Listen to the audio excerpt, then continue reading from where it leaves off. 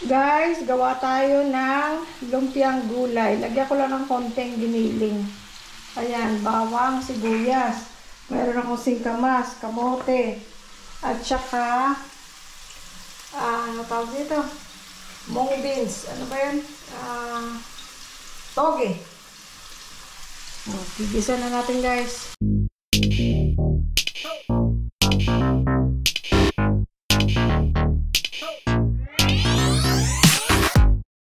Pa-brown pa natin, guys, ng konti. Bagyo beans, hinihiwa-hiwa ko ng maliliit. Sinasama ko rin, pero wala akong bagyo beans. So, kung ano lang meron ako, yun ang aking gagamitin. Ang hindi pwedeng mawala ay ang singkamas talaga at saka toge. Kahit singkamas at toge lang pwede na sa akin. Ang hindi ko nilalagay talaga ever sa lumpiang gulay ay repolyo. Kasi parang feeling ko nagiging soggy. Pero kung merong tawag dito yung singkamas, nagiging may crunch ng konti. Tapos kamote, para medyo may tamis ng konti. Ang singkamas din nakakabigay din ng tamis.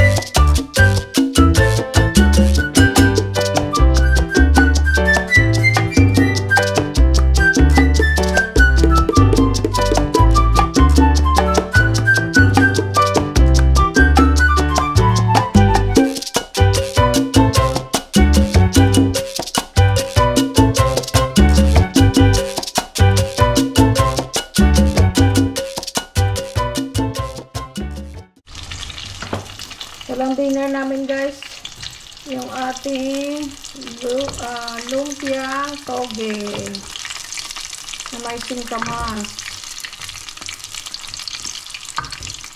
at kamote. Okay pala itong wala ka, yung binibili ko kasi yung brand na Marbis, M-A-R-B-Y''S. Ito tinry ko, okay siya. Mas mura pa siguro kasi lang siya, yung SM na brand. Okay siya. Kasi tinitingnan ko sa guys, sa wrapper, yung hindi madaling mapunit. Pero maganda ang pag naprito mo, may iba kasing wrapper na pag pinrito mo, napupunit. Tapos hindi siya smooth. Ito okay siya. Ito na.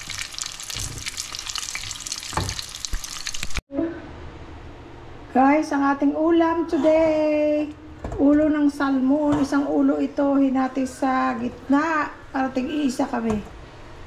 Si Louie Boy ang kinakain niya. Hindi niya naubos, pero kinakain ko yung tira niya.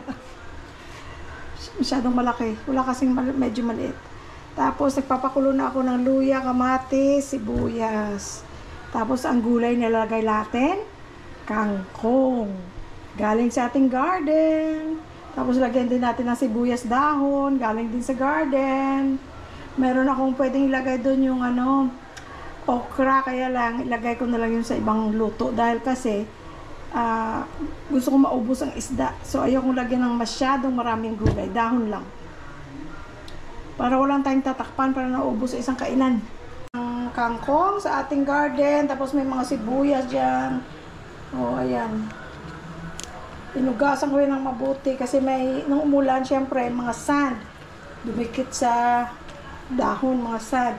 Pero at least alam natin na malinis kasi alam natin kung saan galing ang ating gulay.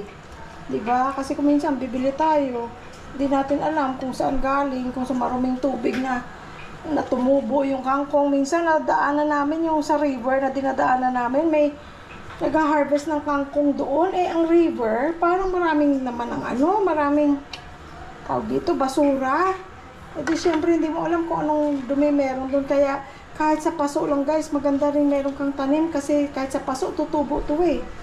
Yung mga ganyan, ayan na, kumulo na yung ating ano, ang ating tawag dito, salmon.